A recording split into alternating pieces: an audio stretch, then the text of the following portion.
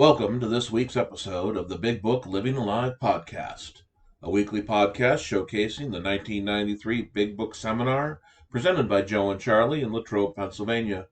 I am your host, Brad S., and I am an alcoholic. This is daily inventory, quiet meditation with coming to help get closer to the God of your understanding or your higher power or whatever you look to that is larger than we are that helped us get sober. This is something that you don't have to do at night. This daily inventory you can do, as it says in the title, daily during the day.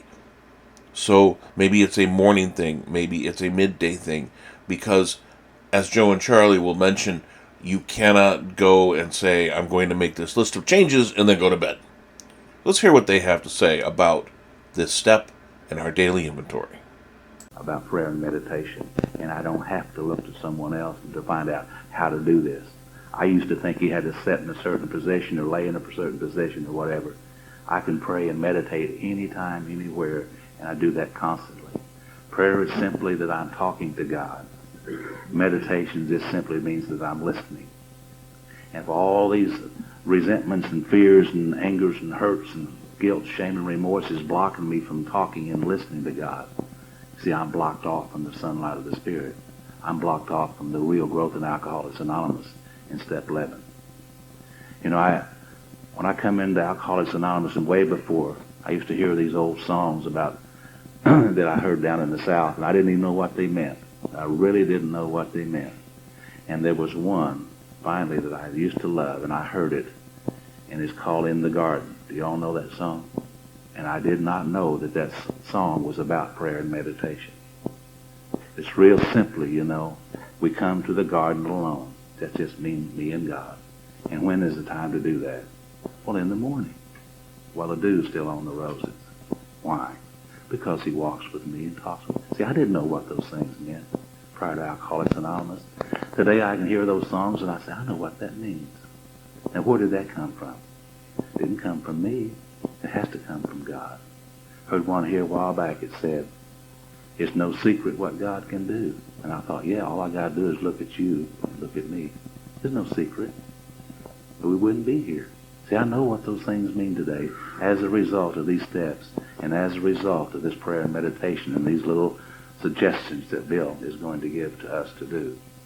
For instance, let's look at these suggestions very briefly now. First one is when we retire at night. We constructively review our day.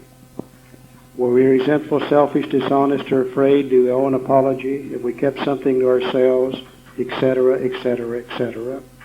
He suggests here, when we retire at night, we run a little inventory to see what's been going on during the day. Now, you can use any kind of inventory sheet you would like. You could use these questions in the book, or we made one up where we took all the character defects out of the big book and all those out of the 12 and 12, put them on one side of the sheet, and we call them the personality characteristics of a self-willed human being. And on the other side, we found the opposite and called that the personality characteristics of a God-willed human being. And all we're trying to do is get from one side of the sheet to the other. It takes me 2 or 3 minutes at night to run down that little sheet, put a few check marks in it, and see where I've been today. It shows me what I need to continue to work on. Very seldom do I ever find myself. Never have I found myself completely on either side. And very seldom is it the same. On a daily basis, those things changes. So what it does do is show me what I need to continue to work on. And with God's help, I can change that situation. It takes 2 or 3 minutes at night to do this. Doesn't take hardly any time at all, if I'm willing to do so. There's an old philosopher named Carl Sandburg. And Carl said, when a society gets lost, it's because they forgot where they came from. And the same thing applies to a personality or a human being. If I get lost in the future, it's going to be because I forgot where I came from in the past. If I forget where I came from in the past, I forget where I am, and I don't know where I'm heading in the future. This little daily inventory keeps me aware of what I need to continue to work on. I found out in my own personal life I am going to inventory. No ifs, ands, or buts about it. I can do it in one or two ways. I can put it off and put it off and put it off. Let this stuff build up and build up and build up until I'm so sick that I'm just about to get drunk. And then I can inventory and dig myself out of that mess if I'm lucky. Or I can do it on a daily basis. Keep myself pretty even. And I found that it takes much less time to do it on a daily basis, much less energy, plus I'm probably not going to end up with a chance of getting drunk. But I found that I will inventory one way or the other. The daily basis is the easiest way for me to do it. He suggests we do this at night. Then he suggests on awakening, let us think about the 24 hours ahead. We consider our plans for the day. Before we begin, we ask God to direct our thinking, especially asking it be divorced from self-pity, dishonest, self-seeking motives. I think what he's saying to us today, or right now, is when we get up in the morning, before we start our day, let's take a few minutes. Let's kind of relax with God. Let's ask God to direct our thinking for the day. Let's ask God to help us make the proper decisions. Let's ask God to help us see that those things are divorced from selfish and self-seeking motives. It seems as though when we start the day with 2 or 3 minutes with God, that the rest of the day is pretty good. And I found out I'm going to do that in the morning, or I'm going to wait till the middle of the day when I'm screwed up, and then I'm going to have to turn around and go back and ask Him anyhow. So I might as well start doing it in the morning. It only takes about 3 or 4 minutes at night. So let's say 5 minutes at night and 5 minutes in the morning. That's not very much time. I've still got 23 hours and 50 minutes to screw the rest of the day up. With God's help, I'm in much less chance of doing things that I shouldn't be doing. A good friend of mine up in Canada, he says, you look real good on the outside today. How are you really on the inside? And how much time do I spend looking good on the outside? Combing my hair, brushing my teeth, taking a shower and shaving. I can take just 2 or 3 minutes to get right on the inside in the morning, early, before I've messed up the day, if I will. This just takes 2 or 3 minutes. It doesn't take long. If you and I spend a third of the time on our minds as we do on our bodies and our automobiles and our houses, my God, what a great life we could have. I think we actually waste about 90% of the good parts of life because we don't take the time to work on our minds so we can be sure and have these good things of life. If I spent a third of the time on my mind that I do on my body, I'd be a lot better off. There's no doubt about that at all, because my mind's what runs the whole thing. This is the way we do this. Page 86, last paragraph. In thinking about the day we may face indecision, we may not be able to determine which course to take. Here we ask God for inspiration, intuitive thought, or decision. We relax and take it easy. We don't struggle. We're often surprised how the right answers come after we've tried this for a while. Usually when I faced indecision before, I just kept bulling right on through it, whatever it was, until I became so frustrated I couldn't do anything, period. The book said, let's don't do that anymore. It says when we face indecision, let's ask God for the right thought or action. Let's relax and take it easy. Now, I don't think it means let's lay down on the floor or anything like that. I think what it means is let's put that out of our mind. Let's ask God for the right thought or action. Put that out of our mind. How do I put it out of my mind? I go do something else. When I'm struggling with it, I can't do anything. But I can go out there and start mowing the grass. I can go wash the dishes. I can paint the house. And that leaves my mind, and my mind works on something else. And after a while, I'm absolutely amazed how the right answer comes. 2 or 3 hours later, my mind might say, well, Charlie, why don't you call Joe and see what Joe thinks about that? No, I didn't think about that before. I called Joe. Joe has the right answer, bang, just like that. And used to, I'd say, my, wasn't it lucky I decided to call Joe? Luck doesn't have anything to do with it. Sometimes these things I struggle with when I turn them over to God. Sometimes I get the answer directly in my mind. At other times I get the answer through you. You might tell me tomorrow what I'm struggling with today. You might give me the answer tomorrow, providing I'm listening for it. Used to, I couldn't listen for it. Used to, when you were talking, I was too busy thinking about what I'm going to say when you get through talking for me to hear what you're saying.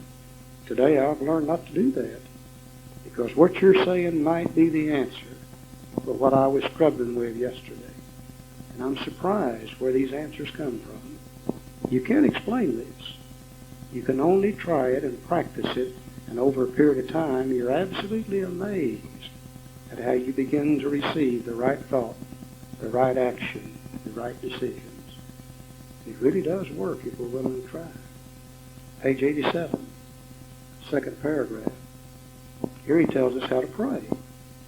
We usually conclude the period of meditation with a prayer that we be shown all through the day what our next step is to be. And we be given whatever we need to take care of such problems. We ask especially for freedom from self-will, and are careful to make no request for ourselves only. We may ask for ourselves, however, if others will be helped. We're careful never to pray for our own selfish ends. Many of us wasted a lot of time doing that, and it doesn't work. You can easily see why. When I grew up and they taught me how to pray, they said, ask for whatever you want. And I always used prayer as a list to Santa Claus. And I always said, God, give me this, God, give me that, God, do this, God, do that, God, you know. I don't think God's really interested in what I want. I think what God is interested in is what I need. And I don't know what I need. I used to think I did, and I got what I needed, and I damn destroyed me doing it. Today, I don't know what I need. God knows what I need. And all I need to ask God is to give me those things that I need, not necessarily what I want. I used to bargain with God. God, if you'll do this for me, I'll do that for you. Well, today I realize God don't need to bargain with me. Hell, he's got the stick. He don't have to bargain with me at all. The only thing I need in my life is knowledge of God's will for me and the power to carry that out. If I had made a list 23 years ago of what I felt I needed and wanted, presented it to God and said, God, give me that, and you'll never have to give anything else, I would have cheated myself. God has given me so much more in the last 23 years than I ever thought possible, simply by me being willing to do His will and Him giving me the power to carry those things out. Very simple prayers, not asking for myself, but asking how I can be used to help other people. I really think that's God's will for the human race anyhow. He always said, if you want to be happy, you only got to do two things. He said, put no other gods before me. That could be money, power, prestige, sex, or anything else. And then he said, do what you can for your fellow man, and you'll be happy. And I think that's really all we need to do today. Put no other gods before Him. Do what we can for our fellow man. He will supply us with whatever we need. And invariably, it turns out that it's what I wanted in the first place. Joe? This week's episode really had me at sixes and sevens, as my grandmother used to say. Normally, I can just kind of run through the episode one or two times. I can put my notes together. But really, this one hit me. The daily reprieve, the daily inventory have been kind of on my mind the last few weeks. That as long as I don't pay attention, I'm just kind of floating through my day. Yeah, I'm doing my inventory. Sure, I've got my daily reprieve. But if I don't pay attention, if I don't listen, if I don't talk, I really enjoyed the quote in there from Joe, who said, prayer is talking to God and meditation is listening to God. If I don't have that conversation, if I don't make time to do those things, then, as Charlie then said, I lose touch. And when I lose touch, I lose faith. And when I lose faith, I lose my sobriety, because it all depends on making sure that I remember that I'm not in this alone. and I'm not the sole driver of my will and life, that there is someone else helping make sure that I get to where I'm supposed to go. Not always where I want to go, but where I'm supposed to go. And that is helped and pushed along and accomplished by doing my daily inventory and quiet meditation with a God of my understanding daily. I hope you enjoyed this week's episode as much as I did. If you'd like just the raw Joe and Charlie portion of the podcast, that is available on our Patreon site. The link to that is available on our website or in the pinned comment. Until next week, this is the Big Book Living Alive Joe and Charlie podcast.